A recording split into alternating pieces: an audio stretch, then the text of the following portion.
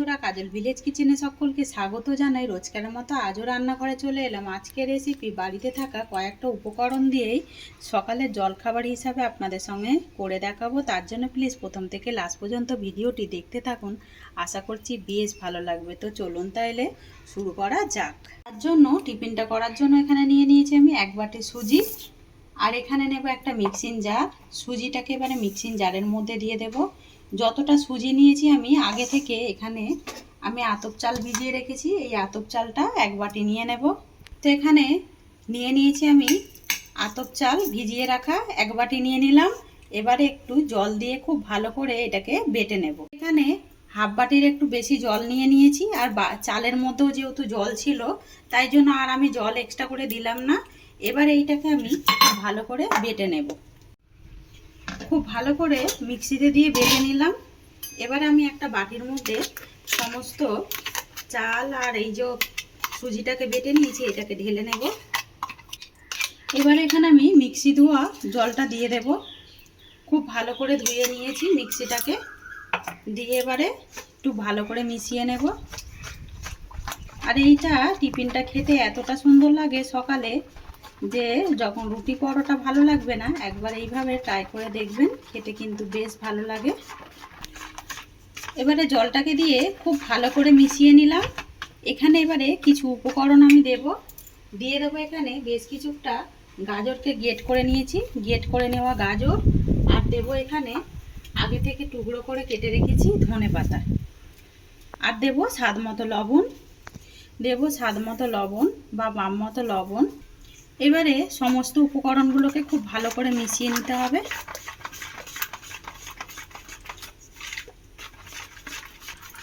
সমস্ত উপকরণগুলোকে খুব ভালো করে মিশিয়ে নিলাম। ব্যাটারটা ঠিক এখন এরকমই থাকবে। যদি জল প্রয়োজন হয় তবেই ব্যবহার করব, না হলে এর মধ্যে জল দেওয়ার দরকার নেই। এটাকে এখন ঢাকা দিয়ে রেখে দেবো, যেহেতু এর মধ্যে সুজি দিয়েছি। গ্যাস অন করে একটা কড়া গরম হতে বসিয়ে দিয়েছি। কড়ার মধ্যে দিয়ে দেব সাদা তেল। তো সাদা তেলটা দিয়ে দিলাম। তেলটা কিন্তু বেশ গরম হয়ে গেছে। এখানে 2 চামচের মতো সাদা তেল দিয়েছি, আর সাদা তেলেই রান্নাটা করতে হবে। এখানে বেশ কিছুটা আদাকে আমি গ্রেট করে নিয়েছি, দিয়ে দিলাম গ্রেট করে নেওয়া আদা।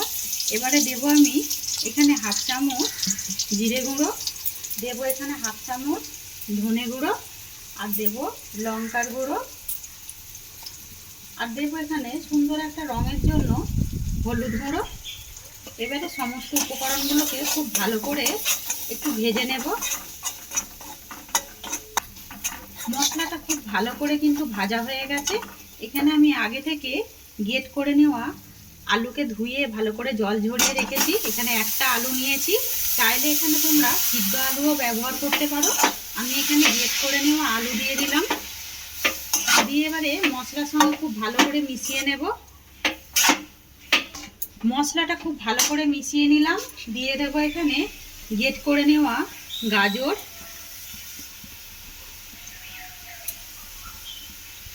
সমস্ত গাজরটা দিয়ে দিলাম। দেবো স্বাদ মতো লবণ বা মাপ মতো লবণ। তো লবণটা দিয়ে দিলাম, দিয়ে এবারে খুব ভালো করে মিশিয়ে নিতে হবে। পুরটা একেবারে রেডি করে নিয়েছি। নাড়াচাড়া করে এর মধ্যে থেকেই দেখবেন অল্প একটু লবণ দেওয়ার কারণে আলু থেকে জল বেরিয়ে আসবে। তখন ওই জলের মধ্যেই নাড়তে নাড়তে এরকম শুকনো ভাব চলে আসবে। একদম দেখুন কতটা সুন্দর পুরটা রেডি হয়েছে। এবার আমি পুরটাকে একটু ঠান্ডা করতে রেখে দেবো। ওদিকে যে ব্যাটারটাকে আমি খুব ভালো করে ঢাকা চাপা দিয়েছিলাম, দেখুন অনেকটাই কিন্তু পাতলা ছিল, এখন দেখুন অনেকটাই ঘন হয়ে গেছে। যেহেতু সুজি রয়েছে, সুজিটা বেশ পুরটা রেডি করতে করতে অনেকটাই ফুলে উঠেছে। অপরদিকে গ্যাসটা কিন্তু জ্বালিয়ে আবারও একটা কড়া গরম হতে বসিয়ে দিয়েছি। অপরদিকে কড়াটা বেশ কিন্তু গরম হয়ে গেছে। কড়ার মধ্যে হালকা একটু তেল ব্রাশ করে দেব, খুব বেশি তেল দেওয়ার দরকার নেই। তেল ব্রাশ করে দিলাম। এখান থেকে এবারে যে ব্যাটারটাকে রেডি করেছিলাম একটুখানি এইভাবে ফেটে নেব। ফেটে নিয়ে এখান থেকে 1 হাতা মাঝ বরাবর ঠিক দিয়ে দেব। দিয়ে এবারে এইটাকে এইভাবে আমি গোল একটা শেপ নিয়ে আসবো, যেরকম ঠিক রুটি করে থাকি বা গোলা রুটি করি সেইভাবে। তো দেখুন দিতে দিতেই কতটা শুকনো হয়ে আসছে। যখনই শুকিয়ে এরকম দেখুন ধার থেকে কিন্তু ছাড়তে শুরু করেছে। এবার আমি যে আলুর পুরটা রেডি করেছিলাম ঠিক মাঝ বরাবর দিয়ে দেব।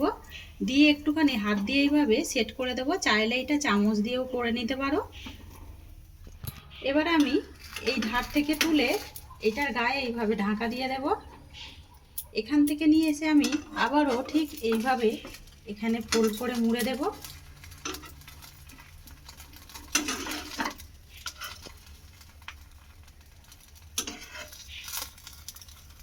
তো আজকের টিফিনের রেসিপি আপনাদের কিরকম লাগছে কমেন্ট করে জানাবেন। যদি ভালো লেগে থাকে একটা লাইক করে দেবেন আর বন্ধুদের সঙ্গে শেয়ার করবেন। ছোট্ট চ্যানেলটিকে সাবস্ক্রাইবার করে নেবেন। এবার আমি এটাকে উল্টে দেব।